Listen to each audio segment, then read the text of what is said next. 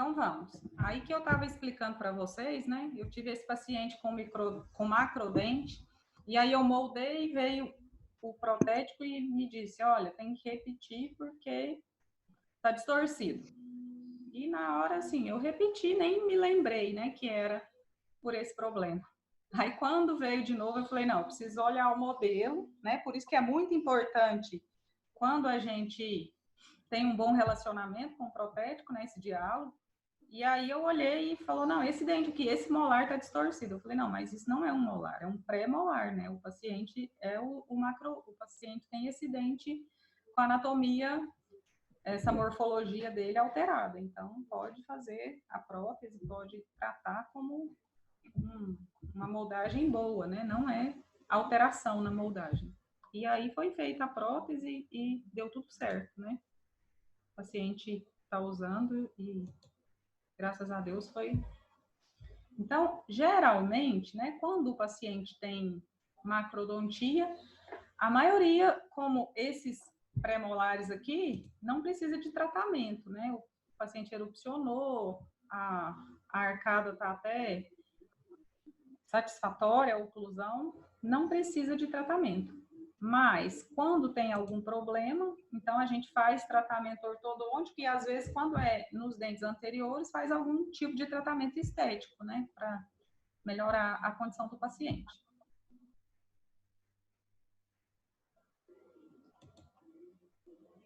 Então, a gente consegue enxergar, né, macrodontia aqui, ó, nos premolares. A gente vê que esse espaço que esses premolares requereram, né, que foi requerido por eles, atrapalharam o espaço do canino. Então, provavelmente, no caso desse paciente, será necessário uma intervenção ortodôntica aí. E a gente nota que os germes dos terceiros molares estão com pouco espaço também. Já é um caso de se pensar numa futura extração desses dentes, né? Avaliar o crescimento do paciente, a idade e, se necessário, também fazer a extração desses molares. Mas o mais importante agora é avaliar esses espaços para os caninos, porque um pré-molar com uma coroa um pouco maior, como a gente enxerga nesses 3 premolares, atrapalhou o espaço para a erupção do canino. Ao contrário da macrodontia, a gente enxerga microdontia, né, que são dentes menores, né, do que o normal. Essa microdontia pode envolver ou não todos os dentes. Geralmente não envolve todos os dentes. É muito raro a gente ver que um paciente apresenta uma microdontia generalizada. Às vezes pode acontecer de, por exemplo, a mãe do paciente ter dentes pequenos e esse paciente ser filho de um pai muito grande. Então, ele herdou os dentes pequenos da mãe e umas arcadas muito grandes do pai, né? E aí vai dar uma diferença na arcada, como pode acontecer o contrário. Mas isso não quer dizer que o paciente tenha uma microdontia, né? Ele só herdou dentes pequenos. E, assim, a causa dessa microdontia é desconhecida e esses dentes com microdontia, os extranumerários ganham de lavada, né? Nesse número aí. Geralmente, a maioria dos dentes com microdontia são extranumerários. Os aspectos clínicos são dentes pequenos e geralmente com a morfologia alterada, né? Como eu disse, geralmente são dentes conoides. O que são dentes conoides? Dentes com formato de cone, né? Que a incisal dele, com o dente anterior, é muito menor do que a parte cervical. Ele é um dente meio que triangular, como se fosse um cone, né? Um triângulo arredondado. E o diagnóstico diferencial, né, também é com algumas síndromes. Se o paciente tem vários microdentes, a gente começa a investigar síndromes, né? Como algumas doenças do coração também, que causam falta de irrigação sanguínea lá na lâmina dental, quando ela está formando, e aí vai gerar microdentes. Mas isso é bastante raro. Então, vê bem, ó, que eu disse, dentes conoides, ó, o dente a cervical do dente é bem menor, bem maior que a incisal. A gente olha, é um dente pontudinho. E geralmente tem espaços, né? Acontece muito, mas muito mesmo, em incisivos laterais. Geralmente, quando o paciente tem um dos pais que tem o incisivo lateral conoide, essas pessoas têm chance de ter filhos com dentes conoides ou até agenesias, né? Acontece bastante. A gente tinha falado também, né, de terceiros molares microdentes. Olha, como é diferente o tamanho do segundo molar para o terceiro molar, né? Bem microdente mesmo. Então, são dentes que muitas vezes são até fáceis de extrair. E aí, quando a gente tem um dente com microdontia, né, um dente conoide, a gente faz um tratamento restaurador. E muitas vezes o resultado é bem bonito, olha. Simplesmente vem com resina, né, e faz um aumento estético desses dentes, que melhora estética e função. Alterações de erupção, né? A gente vê transposição, quando um dente erupciona no local errado, né? Os dentes trocam de lugar.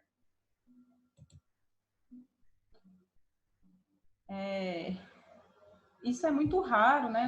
Um pouco difícil da gente avaliar a clínica e de acontecer, né? Da gente observar nos consultórios. Mas quando acontece, geralmente é bem mais comum entre caninos e primeiros pré-molares. É muito raro acontecer em outros dentes, né? Por exemplo, entre incisivos é bastante raro. Então, a gente vê nesse paciente, olha, a troca de lugar entre o primeiro pré-molar e o canino, né? O canino deveria estar aqui, né? Logo ao lado do dente lateral, do incisivo lateral, e ele está entre os dois pré-molares. Do outro lado, a mesma coisa. Já na arcada inferior, a gente não consegue enxergar, né? Como que detecta isso, né? Através da avaliação da morfologia dos dentes, quando a gente vai avaliar uma radiografia. E aí a gente vai para as alterações da morfologia, né? As outras alterações de número, de forma, de erupção, eram 2 itens, né? Agora aqui são muito, né? Muito mais itens. Vamos lá, então, estudar. A primeira alteração é a fusão, né? Tem uma sinonímia que é muito pouco usada, que é sinodontia, né? E o mecanismo da fusão é quando 2 germes começam a formar bastante próximos, né? Lá dentro do osso, né? As 2 lâminas dentárias estão tão perto que elas acabam se fundindo, né? Às vezes por causa de uma pressão, por causa de uma grande proximidade, ou até um trauma. E aí, esses 2 dentes se fundem e quando eles erupcionam juntos, né? E aí, o diagnóstico disso, né, da fusão, geralmente a gente vê um dente maior. E aí a gente pode confundir com geminação ou com macrodontia. E aí, como que a gente vai definir estabelecer esse diagnóstico diferencial? É que na fusão, a gente conta os dentes, então a gente vê que está faltando um dente na arcada. Tem um grandão, mas está faltando o outro, né? Ao invés de ter 8 dentes na arcada, a gente vê um dente grande, mas tem só 7, por exemplo, né? No M-arco. Então, essa é a diferença. Se for geminação, tem a mesma quantidade de dentes, só que eles estão mais... tem um maior, né, que geminou, formou 2. No caso da fusão, não, são 2 dentes que se juntam. A ocorrência é a mesma proporção, né, entre homens e mulheres e muitas vezes ocorrem bastante em populações asiáticas. Os aspectos clínicos, como eu falei, né, geralmente tem um dente, um número reduzido de dentes. Se tem, a gente enxerga um dente maior, a gente conta, tem um dente a menos, isso é fusão. Se não tiver um dente a menos, provavelmente é uma germinação. E ela é mais comum na dentição decídua, né? E ela pode ser total, os dois dentes se fundirem só pela raiz ou só pela coroa, né? A gente vê duas coroas unidas com duas raízes separadas ou duas raízes unidas com duas coroas separadas.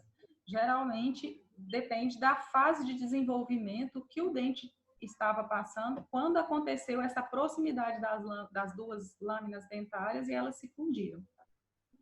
E a forma, a característica que a gente enxerga, né, a forma incomum dos dentes, a extensão deles é maior e eles são bem frequentes, né, essa união a gente pode avaliar, né, mais nas radiografias, porque a radiografia nos possibilita enxergar o dente em sua totalidade, né, tanto a raiz quanto a coroa.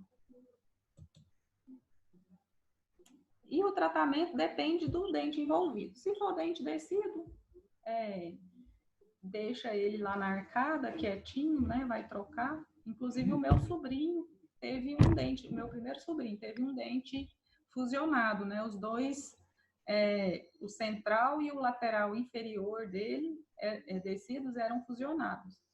Já na dentição permanente não aconteceu. E o tratamento pode ser protético e restaurador, né? Quando é necessário, talvez está fundido, precisa de um desgaste grande, às vezes precisa fazer um tratamento endodôntico também. Mas muitas vezes é melhor não intervir.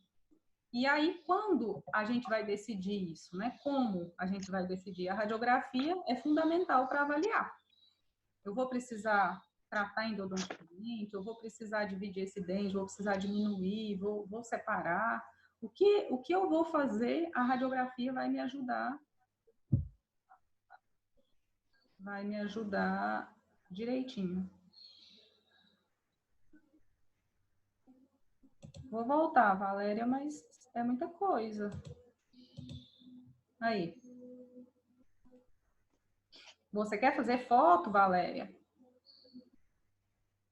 Eu vou mandar a aula em PDF depois. Pronto? Posso passar? Ah, tá. Beleza, então.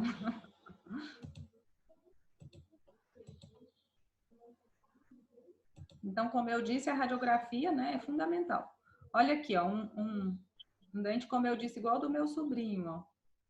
Só que do meu sobrinho era o central e o lateral. Desse bebê, né, dessa criança, são o lateral e o canino fundidos.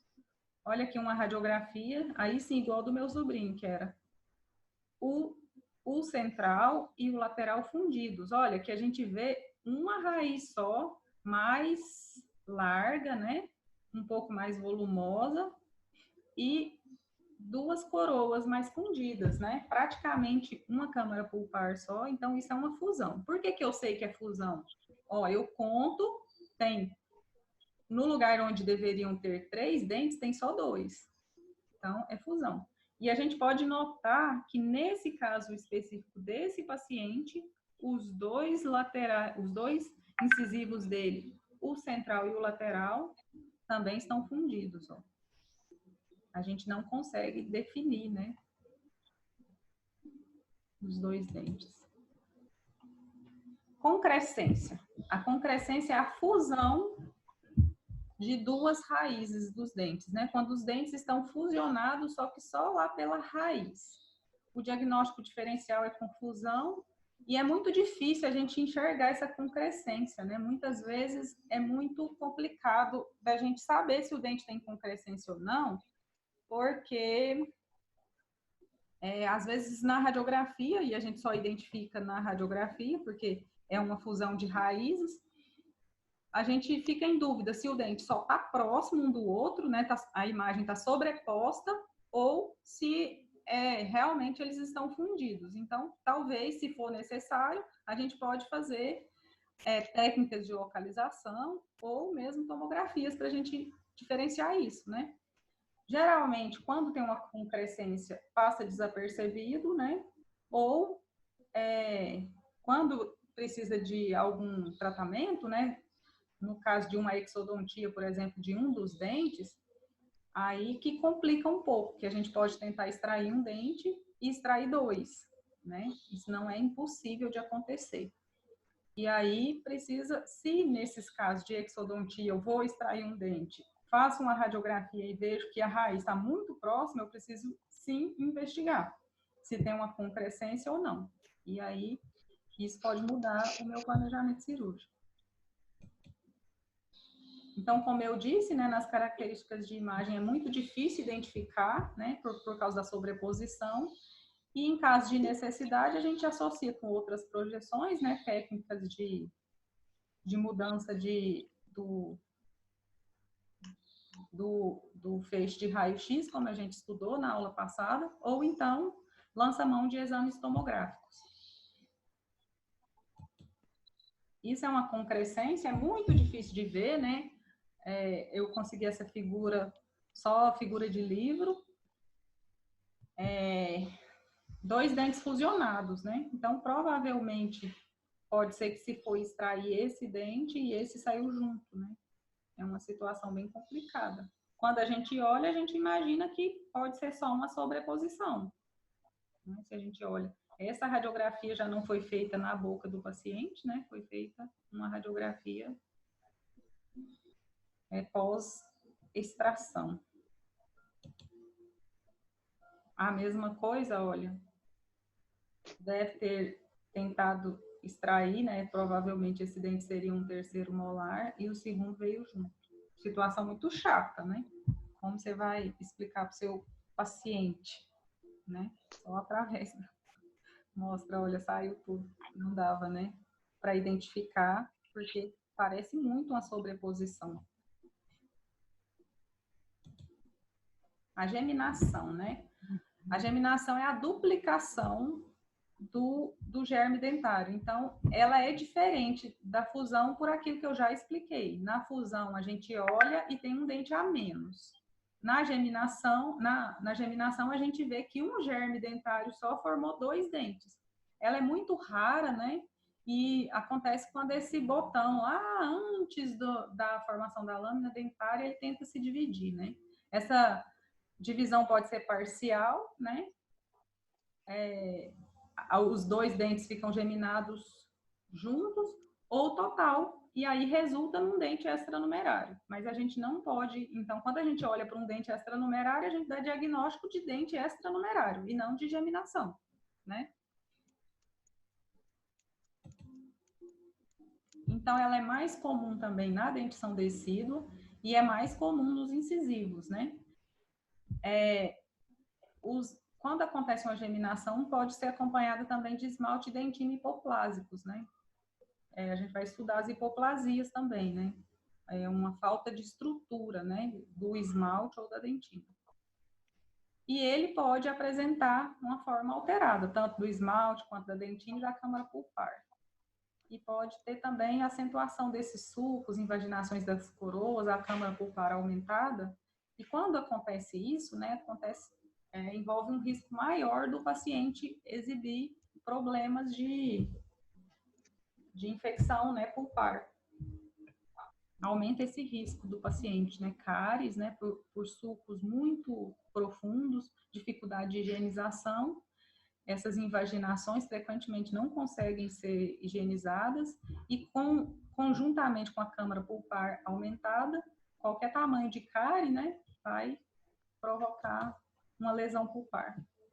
Então, o tratamento depende, né, do dente, se é decíduo ou permanente, se o dente é anterior. Frequentemente, quando o dente é anterior, a gente precisa de tratamento estético, né? O paciente requer essa preocupação estética.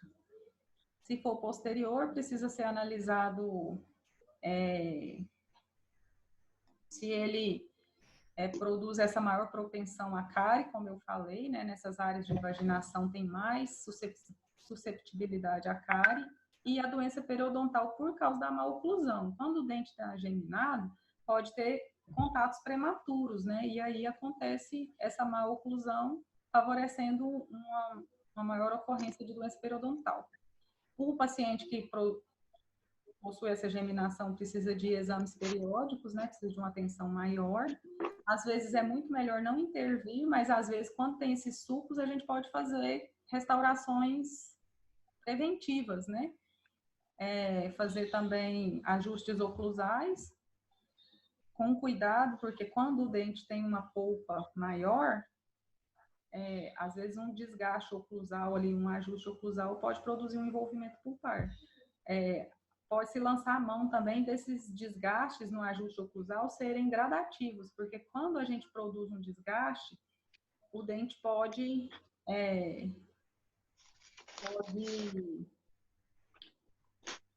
reagir a esse desgaste oclusal produzindo uma dentina reacional, né? E aí vai diminuir o tamanho dessa câmara pulpar, essa dentina reacional. À medida que a dentina reacional vai diminuindo o tamanho da câmara pulpar, eu vou produzindo mais desgastes que a polpa já foi afastada daquela região de desgaste e aí diminui a chance do paciente ter uma lesão pulpar. E a radiografia para avaliar isso aí é fundamental, não tem como avaliar sem a radiografia. Então, isso é uma geminação, eu olho, né, o paciente tem a quantidade de dentes normais, mas aqui, né, o lateral, o central já foi, mas tem um dente maior que o normal. A gente olha aqui também, ó, tem o central certinho, um lateral que tem a raiz aumentada, apenas um conduto, né, e praticamente duas coroas, ó. Então, isso a gente... Gente, alguém tem alguma dúvida? Ninguém está perguntando nada.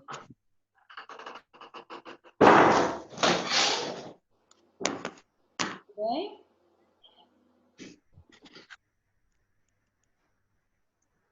Beleza, então. Qualquer coisa vai falando.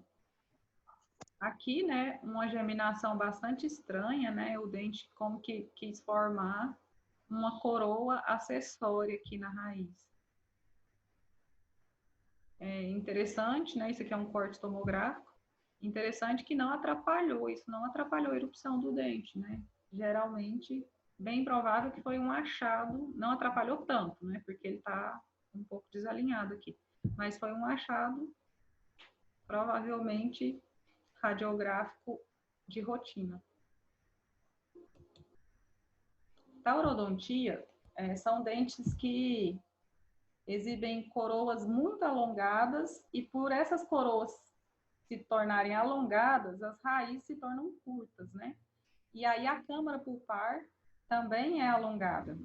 O soalho dessa câmara pulpar, então, ele vai mais para baixo na raiz.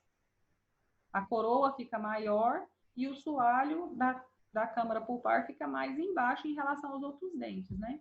Acontece muito em molares, né? Aliás, a maioria dos dentes com taurodontia são molares. A gente precisa tomar cuidado, né, quando a gente vai avaliar um dente que tem taurodontia, com um dente molar em desenvolvimento. Às vezes ele não terminou de formar a raiz e a gente pode confundir, dar o diagnóstico de taurodontia, que não é. Ele simplesmente não formou a raiz. Tomar só esse cuidado, mas é muito difícil acontecer isso, né? A gente olha para um molar em desenvolvimento, analisa a idade do paciente, e aí tem que prestar um pouco atenção, mas não é muito difícil de diferenciar. Geralmente a taurodontia não é identificada clinicamente, né? Porque as alterações estão abaixo da margem gengival. A gente olha para a coroa do dente, a coroa clínica, né? Que é aquela que está acima da margem gengival do paciente, a gente não vê alteração nenhuma. E aí, quando radiografa o paciente, a gente vê essa característica, né? De uma câmara pulpar mais alongada e a furca, né? Que é aquela região entre as duas raízes do paciente. A gente olha para um dente normal, a furca está aqui, e um dente com taurodontia está mais embaixo. Mas não é porque a raiz está mais embaixo, é porque a coroa do paciente se posicionou mais para baixo. Não tem nenhum tratamento requerido, né? Só muda um pouco, talvez, de atenção quando é a necessidade de um tratamento endodôntico, se o dente for necessário, mas não complica esse tratamento também. Então, o dente com taurodontia é esse, olha. A gente vê que a câmara pulpar deveria terminar nesse lugar, né? Próxima à junção amelo-sementária, como nos outros dentes, mas ele exibe essa taurodontia, né? A raiz é mais encurtada e a coroa é muito maior. Mas a gente pode notar que clinicamente a coroa é praticamente normal. Se a gente olhar clinicamente, esse aqui é um descido, né, com taurodontia, ó. A diferença do descido aqui, normal, com ele. Né? A gente vê o volume da câmara pulpar praticamente o dobro e o comprimento das raízes praticamente metade. É um dente que a coroa alongou, aumentou de tamanho mais apicalmente. Não faz diferença nenhuma para o paciente, né? Não, ele não vai nem... Muitas vezes ele nunca nem saberia que teria essa taurodontia e faz um exame radiográfico, talvez de rotina, e se depara com isso, né? Com uma alteração dessa. Mais uma taurodontia, olha a diferença, né, da câmara pulpar desse dente para esse, né? A câmara pulpar é praticamente mais que o dobro, né, do tamanho, praticamente 3 vezes o tamanho. Gente, tá indo muito rápido? Ou tá tranquilo? Hein? Dá um feedback aí, por favor. Ah, obrigada, Ariana. Beleza. Qualquer dúvida é só falar, tá? Tranquilo e favorável? Que bom. Isabela, tá gostando da aula?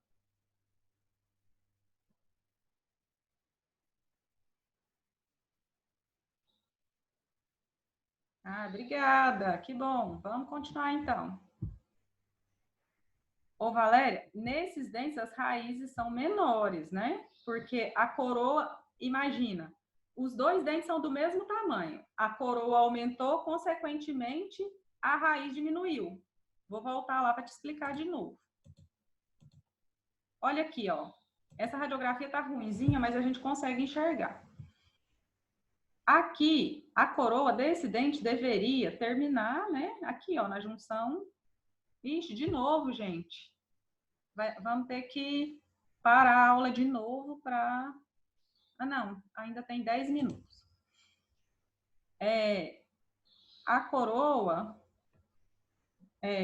deveria ser desse tamanho aqui, né? Até a junção amelo-sementária. Mas o que acontece? A coroa praticamente dobra ou triplica de tamanho e ela invade o espaço da raiz.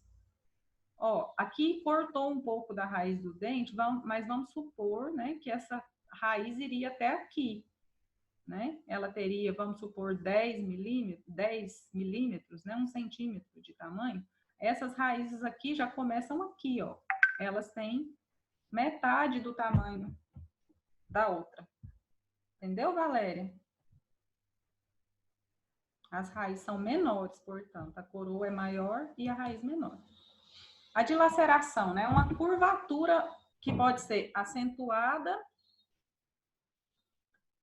Não tem problema não, a gente dá essas voadinhas mesmo, né? Mas tô aqui para falar tudo que precisar, tá?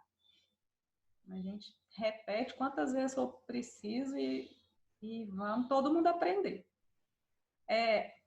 A dilaceração é uma curvatura acentuada, né? Ou ela pode ser acentuada ou suave. E essa curvatura pode ser no dente inteiro, um dente pode estar todo dilacerado, como se fosse a minha mão, a coroa do dente e o meu braço a raiz. Então, ele faz uma dilaceração assim, pode acontecer, né? Ou só a raiz do dente está dilacerada. Uma raiz que teria essa morfologia, ela apresentar isso, né? Uma dilaceração, uma dobra. Então, dilaceração é nada mais que uma dobra nos dentes. E elas também não são visíveis clinicamente, né, quando são radiculares. Provavelmente, quando o dente tem uma dilaceração em toda a sua anatomia, na sua morfologia, também não é visível clinicamente, porque ele não vai erupcionar, né? Quando ela é pronunciada, essa dilaceração, tem a ausência da erupção do dente. Então, geralmente, a raiz é dilacerada, ou o dente dilacerado é diagnosticado por radiografia, né? O diagnóstico diferencial é com raízes fusionadas, né? Às vezes a gente olha para uma raiz, as duas estão juntas, né? Coladas uma à outra, e a gente olha na radiografia e imagina que elas estejam dilaceradas. Ou às vezes também alguma osteite condensante, né? Está formada ali próxima do ápice da raiz e acontece da gente confundir um pouco. Aí precisa olhar ligamento periodontal, né? Aquilo que a gente já falou, lâmina dura, acompanhar bastante esses componentes do dente para a gente diferenciar, né? Uma raiz dilacerada de uma ilhota óssea ou de uma osteite condensante. As características, né? Da imagem, como eu disse, as radiografias são os melhores meios. E, às vezes, quando uma raiz está dilacerada no sentido mesiodistal, pensa o dente, ó, um molar, né? Um pré-molar, por exemplo. Então, se ele está dilacerado, aqui está o canino e aqui está o segundo pré. Se a raiz está dilacerada nesse sentido, eu olho para a radiografia e como o filme vai incidir, né? Daqui para lá, assim, né? Nesse sentido, é fácil diagnosticar essa dilaceração. Mas se ela acontece nesse sentido, vestíbulo lingual, é mais difícil. Então, às vezes a gente consegue diagnosticar uma dilaceração porque eu não vejo o ápice da raiz. Esse ápice está sobreposto aqui. Mas eu vejo um aplainamento desse ápice radicular e uma diminuição do tamanho. Então, eu já desconfio que tem essa dilaceração. Deu para entender isso? Hein, galera? Se a dilaceração é assim, né, a gente consegue enxergar por causa da inclinação dela, a incidência dos raios-x são tranquilamente. Se ela já está nesse sentido, vestíbulo lingual, a gente não consegue, né? Então, a gente desconfia por alguns sinais, mas aí só uma tomografia. Por que é importante eu saber se existe uma dilaceração ou não? Porque no planejamento cirúrgico, né, de extrações desses dentes, especialmente terceiros molares, é muito importante a gente descobrir uma dilaceração, porque na maioria das vezes uma dilaceração ou no terceiro molar, ou às vezes no primeiro pré também acontece muita dilaceração, muda um pouco a minha intervenção cirúrgica, né, o meu tratamento. Quando o paciente exibe uma coroa bastante dilacerada, vocês vão ver alguns casos, às vezes tem que envolver proteticamente, né? Às vezes desgastar bastante essa coroa, tratamento endodôntico e fazer totalmente um remodelamento desse paciente. E quando tem raízes dilaceradas, óbvio, não requer tratamento, mas no caso de exodontia, precisa de uma atenção especial. Olha aqui essa dilaceração, né? A gente olha, acompanha o ligamento periodontal e vê que tem uma dilaceração. A gente nota que o canal o canal radicular vem, some e aparece aqui como uma bolinha. Então, provavelmente, essa dilaceração é no sentido mesiodistal, mas também tem uma dilaceração vestíbulo lingual, né? Ele é uma raiz girada, né? Tanto no sentido mesiodistal quanto no vestíbulo lingual. Nesse outro dente aqui de baixo, a gente vê uma dilaceração para distal. Faz diferença na vida do paciente? Nenhuma. Mas se for necessário a extração desse dente, aí faz toda a diferença, né? Quando eu for sacar esse dente, essa curvatura aqui com certeza vai impedir. Então, muda o meu planejamento cirúrgico que vocês vão aprender com o professor Wander, né? Já não é muito a minha área de atuação. Eu só preciso contar que tem uma dilaceração. E ensinar vocês a enxergarem, claro, né? Então, aqui é um caso de dilaceração não só da raiz, né, do ápice radicular, mas também do dente em si, né? Aqui é um dente extraído, a radiografia dele, a gente vê que tem uma alteração nessa morfologia que impede o dente de erupcionar. Um caso que é relativamente bastante comum de incisivo central dilacerado. A gente olha, né, o dente que deveria estar retinho aqui, olha como ele está. A gente olha e ele está com a dobra. Aqui na imagem tomográfica, ó, ao invés de erupcionar para baixo, ele sofreu uma curvatura e a coroa, né, o eixo da coroa, inclinou para superior. Um dente assim, a única solução é extração, não tem como, né, tratar.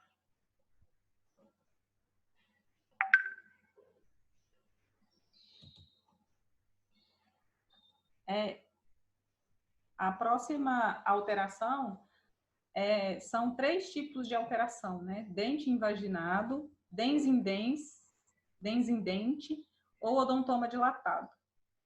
São a mesma alteração, praticamente, só que em graus diferentes, né? O dente invaginado é o primeiro grau dessa alteração, o dens em dente é o segundo grau, e o odontoma dilatado já é uma alteração muito severa, muito intensa, mas graças a Deus pouco comum, né? Da incidência dessas alterações, o que a gente vê mais é dens em dente.